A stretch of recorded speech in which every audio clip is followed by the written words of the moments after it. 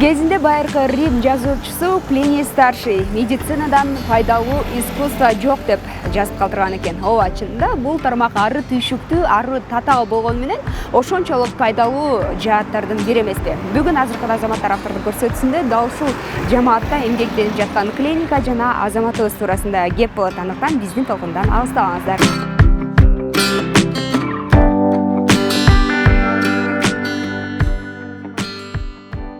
Борбор калаада биринен сала бири ишке кирип жаткан медициналык борборлор жүздөп саналат. Бирок арасында өзгөчөлөнгөн метод менен иш алып баргандар саналуу гана эмеспи. Алардын бири Подомед клиникасы. Башкалардан айырмаланып, буттагы бардык жаралар менен алып урушуп, башка дарыгерлер операция жолу менен кесип салууну сунуштаган учурда бутту кеспестен дарылоо менен алектенип келишет.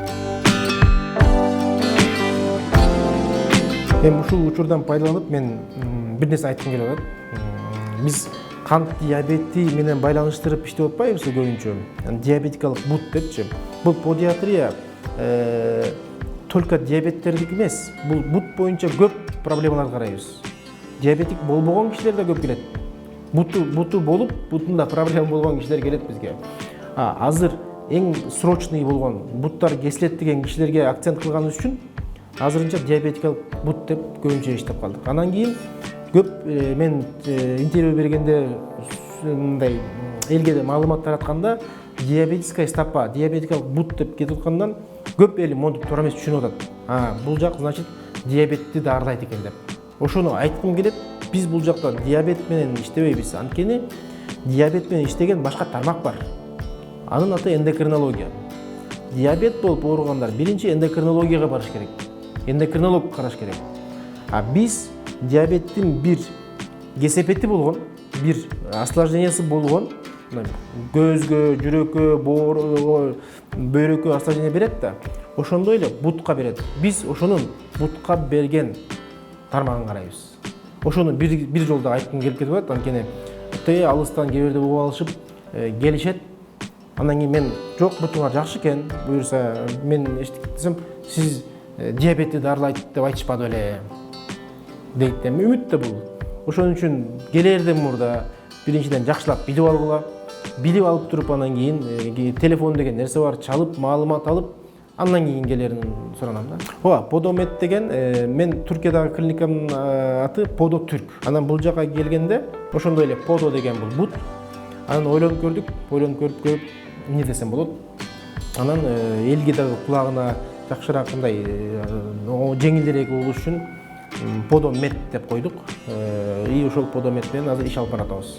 Ачылгандыгына аз гана убакыт болгондугуна карабастан Подомед клиникасы жаш балдардан улгайган инсандарга чейин кабыл алып, күн сайын жок эле дегенде 10 чакты инсанды дарылап келет. Жаш курагы жок болуш. Биз кылган иште айыкпаган жаралар деген дагы бөлүм бар. Мисалы үчүн мага кээ бирде 1 жашындагы, 2 жашындагы колу күйүп калган ожог да келет, кичинекей балдардын. Анткени кичинекей балдардын мен жара менен иштейм. Кичинекей балдарга перевязка кылыш абдан оор. Оорутат, жармашып калса, аны чыгарышканда эбай кыйын. Ошон үчүн биз заманбап перевязка системалар менен жеңилдетиш үчүн, тезирээк айыктырыш үчүн, кийин так калтырбаш үчүн деген көп нерсе бар азырчы. Ошо менен ожогторду да караган болот кичинекей балдарда. Буга чейин мындай деген эме бар. Буту мынакей тизесинен кесилет деп келгендерден 30-40 чак. Мына эртең кесилет деп оорулар. Андан кийин бармагы кесилет дегендерден дагы ушундай 20-30 чакты бармактарын кеспей атып калганыбыз. Андан кийин кээ бирде жарасы чыгып келет. Бирок ал жараны карабай койсок, ал дагы күчөп кетмек. Ошондойлордон где-то 100 чакты кичинекейлерден бар. Ошондо азыр деле кыска убакытта мындай аз деле эмес деп ойлойм, жакшы эле бир жыйынтыкка келдик. Менде уже сагыр 30 жылдан бери мен диабетик. Ошон жанагы диабеттин эмнеси бул жанагы качан октябрда башталды окшойт. Ошондо барып моюндан башталды. Кийин моюн ооруп отуруп жанагы больницага барсак соо жер калган жок да. Өпкө барсак жанагы терапевттер өпкөн кардиологдор жүрөктүн дейт. Өзгө түшсөк өтүң жок дейт. Болса да өзү враччы. Ayağım da uğraşım da uğraşmış oldum. Yardım öz bilген darlап кейінен болса жаңағы бұл мойын орған екен, мойынды қарап бұтты қарап жүру керек бізде. Кейін қараса бұтты қараған екен, бұл жерден жаңағы ашықтың бас жағына қараса осы кішкене бос мындай жұмшап қалып тұр да. Анан кейін жаңағы аяғын тоқтатып деп лезвие алып осындай кескеннен кейін идің атып шықты.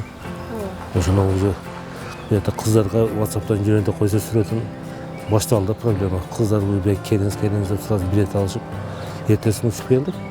Уже екі қызым шарда тұрады да. Уже екінші қызым ошол жаңағы бір таныштардың бұл мақсаттарын burada операция қылған екен. Через не қылдық, талап тұрып келгеннен кейін де сразу ертесін жолықтық. Анализ тапшырдық, уже черезден уже операция қылышты да.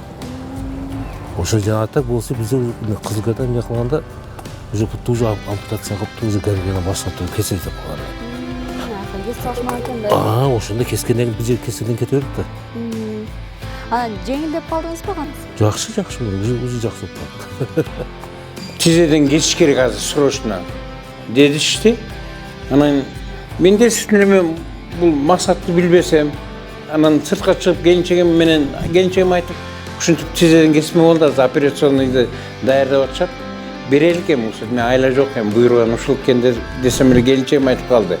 Көчөккө берген телефонға чала алышчы депчи. Анан çalsa эле мақсат айтыптыр, келе калгыла батыраак депчи.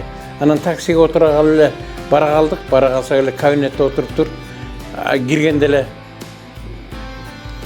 кабинеттен эле тура калып эле карады, бутумду кармалап туруп эле байке чилине тизеден өтүп кетиптир. Мен сизди аман алып калганга аракет кылайын деди. Анан эле ошо аябай шашылыш окшойт, ошо кабинетинде эле отуруп эле кичинекей мындай бир диваны бар экен, ошол отуруп эле ошол жерден эле операция жасады. Таза эле жерди тилеткен, анан мал сойгондой эле ачат экен. Ачканда эле апапак тамырлар болот экен адамдачы. Анан ошо тамырларды жуулду бүттү. Ой, максат бул эмне?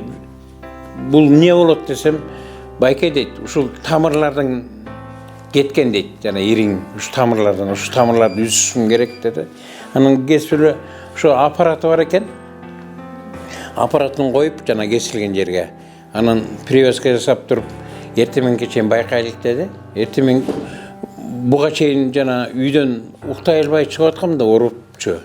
Анан бул жерден уктап калып турмун. Анан эртемен турсак эле максат келди, келип эле ачып көрүп туруп жакшы келген байке, жакшы болду. Эки только сөөктөр калган буттарында.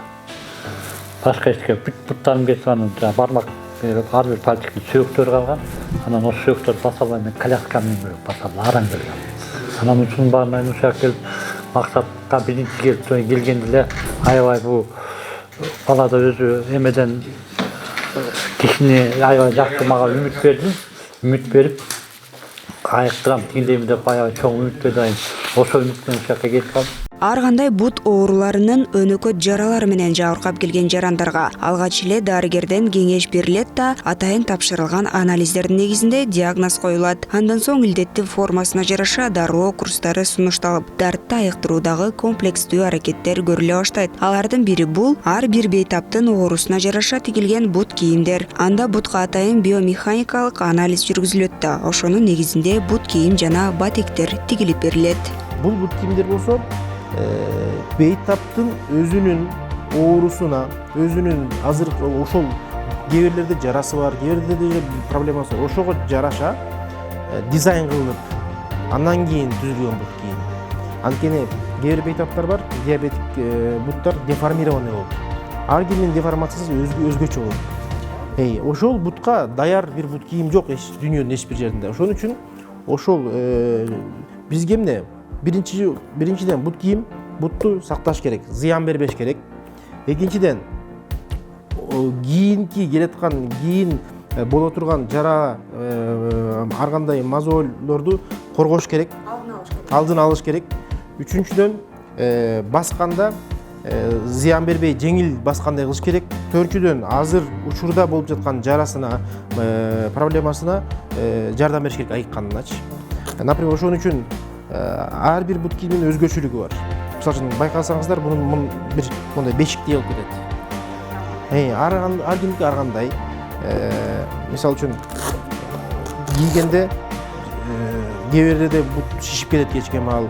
Шишип кетет. Ошондоп ошолорго регулировка болгондой кылып жасалат. Анан астына ар бир тамандагы проблемага жараша буну жүктү таратпай деп коет, жүктү таратабыз.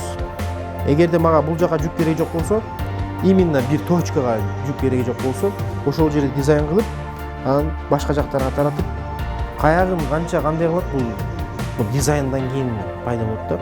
Бул барып эле дүкөнгө кирип ала турган нерсеңиз. Бул даяр болуш керек. Бутундагы буту эме болсо, көп маселеси, проблемасы жок болсо, аларга мындай даяр берсек болот. Мындай болжол мененчи. Бирок мага көбүнчө азырынча бутунда аябай чоң проблемасы менен келгендиктен, ошолорго жараша атайын жазылат да. Ар кимдики ушундай өзүнүн бутунун өлчөмдөрүнө жараша. Кээ бирлери бар, мисалы үчүн маякка мунукун темир коюп, ар кандай кылып. Бул да бейтаптагы ампутация болгон бейтап өзү бутунун жартысы. Мисалы үчүн ар кимдики ар кандай да, бияктачы. Мисалы үчүн бул вообще башкача. Түзүлүшү башкача. Эгерде бир эле буту жабыркап, материал экинчи башкача. буту андай эмес болсочу, сырткы көрүнүшү окшош, ичинин өзгөчөлөнтөсүздөр. Сырткы көрүнүш окшош. Анткени бул дагы бир талап да. Ар бирибиз эмне каалайбыз? Жакшы модага жарашыктуу, тойго барганда уштап уялбагандай бир бут кийим каалашат. Биз пациенттин талабын дагы кабыл алып, максималдуу түрдө ага жаккандай кылабыз. Максимал. Кээ бирде жакпай калышы мүмкүн, бирок ден соолук үчүн кээ бирде кийиш керек болот. Бул бут кийимдерди, батеттерди жазаардан мурда биомеханикалык анализ кылыш керекпиз. Мисалы, сиз бир жаран тизеден бир жерден операция боло турган болсо, врач карап туруп, бутуң бул жагы мындай экен, көз менен, болжол менен каралат. Бирок бул анык медицинада, доказательная медицинада ар бир кылган нерсеңди сен график кылып, ар бир кылган нерсеңди ошону аныкташ керек. Ошондон кийин доказательный медицина болот. Ченеш керек, өлчөш керек. Көз менен биягың кыйшык экен, басып көрчү, карап көрөйүн. Вроде жакшы эле басып атасың деген бул болбойт. Бир киши башкача көрүшү мүмкүн, башка врач башкача көрүшү мүмкүн. Буну эсептей албайсың. Таманына биз басканыбызды эсептеп бериш керекпиз бейтаптарга. Көргөзүш керекпиз. Мурда ушундай болчу, азыр мындай болду деп. Бунун үчүн бир подосканер деп коет, буттун тамандын тургузуп, түз тургузуп, ошонун атайын подосканер менен тартылат. Андан кийин буттун ал статический анализ деп коет. Статический анализ бул кыймылдабай тургандагы анализ. Анан динамический анализ деген бар. Бул биз басып бараткандагы биздеги кандай басып атабыз. Кээ бирлери бар, оң жака көбүрөөк басат, сол жака көбүрөөк басат, бул жака көбүрөөк жүк келет, бутунун астына көбүрөөк жүк. Ар бир фаза, баскандын фазасы бар да, ар бир фазасы бар. Ошолорду ар бир фазадагы ар бир кандай жүк таралат, ошону график менен эсептеп чыкканда, анан биз айтып бере алабыз, билимге айланта алабыз. То есть подсознательно кадимкидей басканын билиш керек бейтаптын. Жасалма баскан эмес, кадимкидей басканын билсек, аныктасак, ошого атайын бир чара көрө алабыз. Аныктамайынча бул жөн эле эме болот да, эксперимент болот. Мындай болуш керек, мындай кылып көрөлүк, болбой калды, кайра кандай кылып көрөлүк деп эксперимент болбош үчүн аныкташ керек. Мисалы үчүн бул атайын ушундай батектер сиздин бут кийимиңизге салып, андан кийин ичинде датчиктери бар. Бизге гаджетке келип турат. Сиз айтам, басып келиңиз дейм. Сиз басып келесиз, бүт ошол убакта басып атканда мен көрүп турам. Сиз кандай басып атасыз, биягыңыз кандай басып атат, канча давление келип атат, бул жака канча деп, басып бүткөндөн кийин мага топтолуп анализдин жыйынтыгы келет. Бул жагы ушундай экен, бул жагында булчуң азыраак иштейт, бул жагы көбүрөөк иштейт деп бүт жыйынтык келет. Келгенден кийин бизге бир бул маалымат болот жардам бериш үчүн. Ошол менен эметебиз, бут кылабыз. Ошонун негизинде жазылат. Көп нерсе ошонун негизинде жазылат. Эрдин атын алыстан ук жанына келсе бир киши демекчи. Бүгүнкү күндө жараткан алдында жүздөгөн жарандардын сакайып кетүүсүнө себепчи болуп жаткан Максат Бообеков айтылуу Талас облусунун кулуну, орто жана жогорку билимди Бишкек шаарынан алган. Ал эми медицина тармагына Түркия мамлекетинде жүргөн кезинде аралашып, ошол жактан билимин тереңдетип, атүгүл педиатрия тармагында тажрыйба топтоп келген. Учурда бир канча тилде эркин сүйлөп, чет элдик методдорду өздөштүрүп келген каарманым медицина тармагына аралашып, эл керегине жарап жаткандыгына кубанып келет. Мен студент кезинде эле, акыркы курстарда эле частный жеке менчик ишкана больницалар иштеп баштагам Түркияда. Ошентип Түркияда ар бир жери, көп жеринде, көп тармакта дежурство катары акча табыш үчүн көп иштеп калдык. Андан кийин көбүнчө эле жеке менчик больницалар иштедим. Ошол жерлерде ар кандай өзүмө жоопкерчилик алып, дайыма иш, мындай акча үчүн эмес, иштейин деп, көбүрөөк иштейин деп жүргүм. Ошол мага эмени да үйрөттү, мындай медицинада азыркы убакта өзүң эле кесибиң кылган жетиштүү эмес. Менеджмент да керек да. Менеджмент кандай болот? Бейтаптарга кандай бир кызмат, сервис сунуш керек. Анткени заман өзгөргөн сайын талаптар өзгөрүп атат. Азыр тандоо жолу бар. Ар кимибиз тандайбыз, даже тамак ичерде каяктын сервиси жакшы деп тандайбыз. Ошондой эле медицинанын бул бир кызмат болгондуктан бейтаптын ар бир жеңилдигин, оңойлугун ойлоп, ошого кызмат берсең, бул качествоны жакшы бир эме өнүгүү болот да. Иштин илгерилеп, калктын калың катмарына сиңип кетүүсүнө бир гана инсандын аракети аздык кылат эмеспи? Учурда Максат Бообеков жетектеген Подомед клиникасында 10дон ашык адам эмгектенип, иштеген ишине жараша айлык маянасын алып келет. Ал эми адис тандоодо дарыгер көбүн эсе алардын иш тажрыйбасына жана сабырдуулугуна көңүл бөлөт. Командамда тажрыйбалуу бир хирург бар. Анан кийин жакында буюрса бүтүрө турган ординатор хирург бар. Медсестра бар. Булар ушул бейтап менен жаралар менен иштеген командамдын мүчөлөрү. Буюрса дагы көп жаңы командага кишилер келет деп ойлойм. Бул түзүүдө убакыт керек. Биринчиден убакыт керек, сабыр керек. Командаға келгендер бeni түшүнбөйт, эчтекени түшүнбөйт. Бирок мен ооз менен да түшүндүрүп бере албайм. Бейтапты көргөн сайын менен чогуу иштеген сайын акырын бара анан кийин эң маанилүүсү жыйынтыкты көргөндө ошондо ичинде бир жылдыз пайда болот да. Бул сонун нерсе турбайбы депчи. Бир бейтап ыйлап келип, мынакей бутум кескен жатат деп келип, анан кийин басып айыккандагы ана ошол бейтаптын бир ыраазычылыгы, ошол көзүндөгү жарыкты көргөндө бир эле жолу ошол эмени алып алса, ошону сезип көрүп алса, андан кийин бул ишке жармашып өздөрү кирип, үйрөнгүсү келип, ар кайсынан сурап, ошондон кийин башталат ишенич. Бүгүнкү күн эртеңки тарых демекчи. Максат Бообековдун учурда жасап жаткан ачылышы өлкө боюнча ташталып жаткан эң алгачкы кадам катары кала берет. Себеби педиатриянын ичинен кант диабети менен жабыркаган инсандардын буттары кокустук болуп ириңдеп кетсе, көпчүлүк дарыгерлер операция жолу менен бутту кесип салууну гана сунуштап келет. А каарманым дал ошол жабыркаган жарандардын буттарын кеспей туруп, дароо ыкмасын беттеп, көздөгөн максатын ишке ашырып келет. Алдыда бул аракеттерин токтотпостон Подомед клиникасын ири медициналык борборго айлантсам деген тилеги бар. Буюрса бул жакка биз келгенибиз, бул жак клиниканы түздөп, Орто Азия СНГ мамлекеттеринен дагы ушундай жабыркаган көп киши бар. Аларда дагы ушундай тармак жок. Бул hem ошолорго да жардам берип, бейтаптарга Кыргызстанга дагы бир салым болот деп ойлойм. Ушундай пландарыбызда бир 5 жылдын ичинде чоң бир борбор куруу деген ой бар да.